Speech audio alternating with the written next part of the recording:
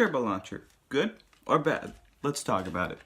So Beyblade released the Turbo launcher. It released a little bit ago, but there's been lots of people saying that this is the worst launcher they have come up with. But I have the opposite opinion about it. I think it's a pretty good launcher. People say that it doesn't spin fast enough. It doesn't give your Beyblade enough power. But I actually think it's the exact opposite. I think it gives it quite a bit of power. You're just not using it right. So there is many things wrong with this thing. One, the length. If you're an older person like me, that can be changed with adjustments like this, where you get from the golden launcher. And all you have to do is that, and boom, your grip has been changed. Another thing wrong with it is the sound. So when I attach a Beyblade onto it and I start cranking it, that sound is not good. I mean, it is good, but it's not good for the ears. But it does give the Beyblade plenty of power.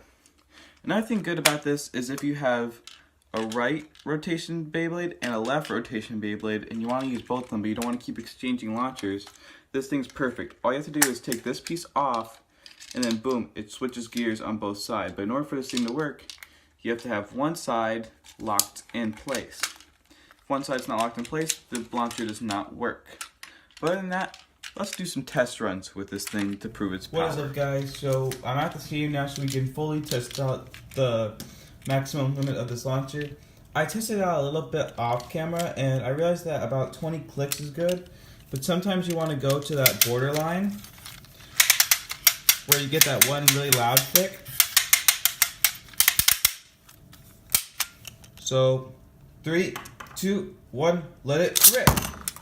So sometimes that does happen where the Beyblade does get kind of stuck on this, and that's not the best part, but let's try this once again.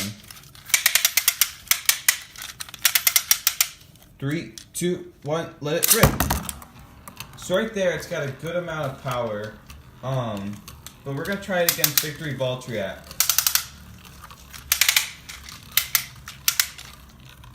Three, two, one, let it rip.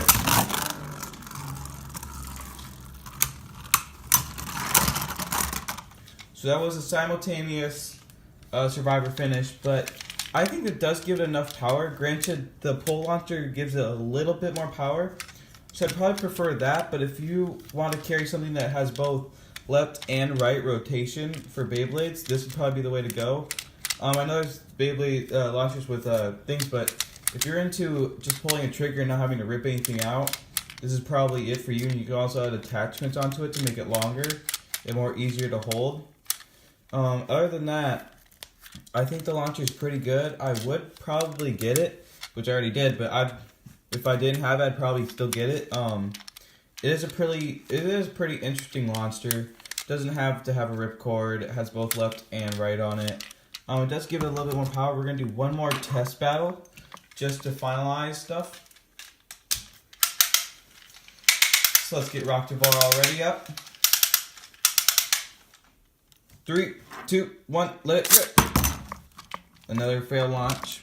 We'll try it one more time, then we'll go on to Victory Voltriac.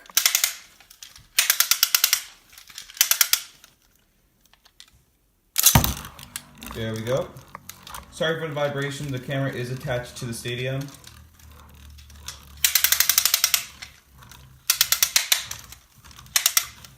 Three, two, one, let it rip.